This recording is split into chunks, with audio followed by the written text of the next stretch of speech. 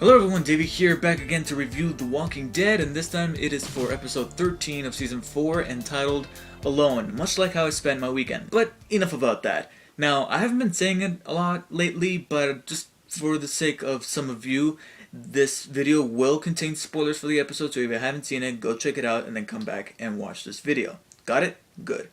Okay, so the key word to describe this episode would have to be interesting. An awful lot of things happen in this episode that I deem to be quite interesting and kept my level of interest, so to speak, from beginning to end. So I thought it was actually a pretty solid episode, but not exactly one of the best, considering that they went in certain directions that are either questionable or I just flat out didn't like. Now, the episode starts off with Bob Stuckey going all Last of Us in this episode. I mean, he is just completely on his own, walking around with a friggin' machete, with a full head of hair, all facial hair and everything, and just the whole time I'm wondering to myself, where did Maggie and Sasha go? And I was like, whoa, this is pretty interesting. This is a way to really start off an episode, having him take out all these walkers by himself, or at least defend himself in the best possible manner, and just to see how isolated things have turned out since what is supposedly the disappearance of Maggie and Sasha. And who knows? Maybe this is a peek into the future. I don't know, but I'm fully interested. And then we hear vroom vroom of a motorcycle, and now I'm like, it's a flashback. Sure enough, coming up around the bend is Daryl and Glenn in a car, and this is obviously a flashback to when they first meet and Bob is taken to the prison for the first time. And I felt very disappointed seeing that. I felt like it kind of undermined it, because from the very beginning of that cold open, I thought to myself, like, wow, this is very interesting. Only to have it just be a flashback to kind of point out to the audience that, hey, this is going to be the character that you got to focus on for the remainder of this entire episode, which wasn't necessarily a bad thing, but I just felt like the writers would have had a really strong golden nugget of something to latch onto for this show by having this be a flash forward, much like how I hate to use this show as a comparison, considering that they're not in the same league whatsoever, but Breaking Bad. How many of us went, holy shit, when we saw Walt with, like Uncle Jack would say, a full head of hair, the beard, the thick glasses, like Marie would say, looking like the Unabomber, having a gun, well, appeared to be a machine gun in his truck, and I mean, in the trunk of his car, and heading back to the house, and his house is all blocked down, boarded up, with a fence around it, and you're like, what happened? What's going on? And as the season develops, you figure out what happened. I thought that they were going to do that, only to just have it be a flashback. I just felt like that was a sweep at the leg, and it lost my interest for that moment. And that's one of the things that I didn't like so much about this episode. And just like that cold open entailed, the rest of the episode is mainly Bob Stuckey handling the situation from his perspective when it comes to handling two sides of the coin in the form of Sasha and Maggie. Maggie wants to continue looking for Glenn, and eventually they run into the signs leading to the sanctuary, which now has a name, Terminus, which I'm really glad, because I was getting tired of calling it just the sanctuary. And there's a possibility that the term could be, it could have, the name of the sanctuary could have some form of subliminal messaging. Who knows? It's called Terminus. Terminal, as in the end. But Sasha's the complete opposite. She's the one that kind of believes that everybody's dead, much like Daryl did in the previous episode with Beth. And it's just Bob handling that, the two of them kind of having this tug of war, like, hey, we should keep going. No, we should just find a place and just buckle down there. And that starts to happen. In fact, we get all these characters going in three separate ways, but with Bob trying his best to kind of hold everybody together. And Bob is really the main star in this episode, and they did a good job not only developing him and making him a likable character, but holding everything together in just the form that you want almost every character to act like, which means that there's absolutely no way that anything could happen to him.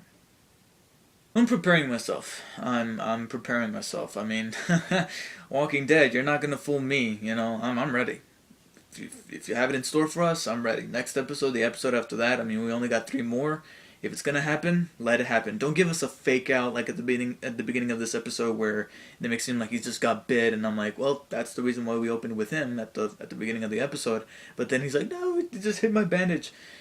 If you're gonna make it happen, just make it happen. Like a bandage, just peel it off. And on the note of that fake out, I'm gonna go ahead and touch upon the main things that I didn't like about this episode, and that's just some unnecessary details. Like, the way they filmed Maggie killing that walker and cutting her open, they make it seem like, oh my gosh, she's losing it. She's been trying so hard to find Glenn that she's becoming a little psychotic. She's gonna go around going, come on. No, come on. If you're just gonna lead to her just simply using the blood to write those messages to hopefully point Glenn in the right direction, then just have her do that. Don't film it in a way where you're like, oh my gosh, she's becoming crazy. Oh no, she's not. Don't. And there's one more thing, but before I get to that, let me go ahead and just wrap up on the whole storyline with Bob, Maggie, and Sasha. Eventually, they reunite and they decide to go to Terminus together, which is nice to see that one portion of the group has also set their sights on Terminus. Now we got Maggie, Bob, Sasha, Michonne, Carl, and Rick, and Tyrese, Carol, and the girls are heading straight for there, and it's obvious by now that we're gonna have some form of confrontation at this place, especially with Carol in the mix, and I just cannot wait for that to happen. The only two groups that are left to go is Daryl and Beth, and Glenn and the company that he's with. Oh wait, we already got that. Which is, again, one of the things that I found unnecessary about this episode is I didn't feel like they needed to show Glenn finding the map and the signs just like Maggie did at the end of this episode.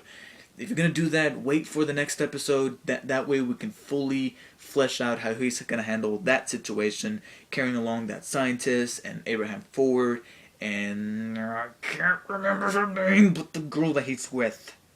Not the hot one. That's Rosita. The other one. I think it starts with an L. And speaking of Daryl and Beth, they are back in this episode, but only for a few moments, not as much as Bob, Maggie, and Sasha.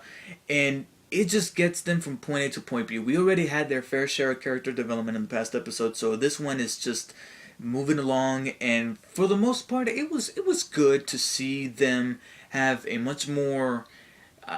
okay, I'm not going to say a much more natural bond because that makes it seem like their bond in the previous episode wasn't natural, but at least Beth didn't have something stupid on her mind like having a drink. It was much more natural of them just trying to get along, and Daryl teaching Beth how to track, and Beth consequently teaching Daryl about the fact that there are some good people out there.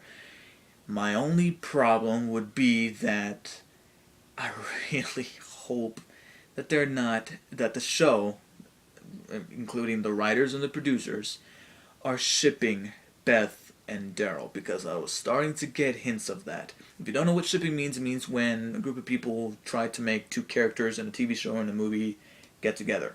Fictional people. You're rooting for them to get together. No. I said this before, and I'll say it again. If you're going to ship Daryl with somebody, it's got to be Michonne. Alright? They both come from opposite backgrounds, but so opposite that they're kind of yin and yangish, and not just because one is white and the other's black, but but because they ended up in that same kind of destination where in this world they've become good at surviving, but just for the wrong reasons, and they've become internally messed up because of that. And on top of that, they're just badass zombie killers. I mean, imagine how badass their babies would be. So if you're gonna ship Daryl with somebody, it's gotta be Michonne, not Carol, not Beth. That's just weird. If you're gonna pit them against one, pair them up, have them build some form of brother-sister relationship based on how old they are from one another. Not like that, because I was starting to feel that just a little bit. But before we do, Beth is kidnapped by a group of unknown people riding off in a car. And once again, going back to what I said about this episode, very interesting. I definitely want to see how that plays out, especially when Daryl comes into contact with that group of hunters that is perceived to be the same group of hunters that claimed the house for themselves that Rick and Michonne and Carl were living at in that past episode. Speaking of which, I think it's time we check up on Rick and Carl and Michonne because it's been a while since we've seen them. So overall, a solid episode from The Walking Dead, probably in the same league as last week's episode, but not necessarily as good. So I'm gonna go ahead and give Alone an 8 out of 10, just like last week's, but I'm gonna go ahead and tell you that it's just not necessarily as good as last week because there were those things that I just found very unnecessary, especially the scene where Daryl and Beth are looking at that grave of some random father, and because it's a father, it reminds Beth of Herschel, which is understandable, but the way it was filmed and delivered just felt a little too sappy. But there were plenty of interesting things in this episode that I definitely want to see play out in the final 3 episodes of the season, especially with what is going to be a huge confrontation in the sanctuary known as Terminus. And even though I'm not a huge fan of some people still splitting up, such as Daryl going off in his own direction with those guys, there's maybe a reason why that is happening. There's a possibility that maybe Daryl's going to use these people to try to find Beth, because for all he knows, these might not be the same guys that kidnapped Beth, for all he knows. So definitely interested to see where this show goes, but I will say that I hope that they don't do unnecessary things like they did with this episode. So thank you guys for watching. Let me know what you guys of this new episode of The Walking Dead, and as always, take care. I'll see you guys next week.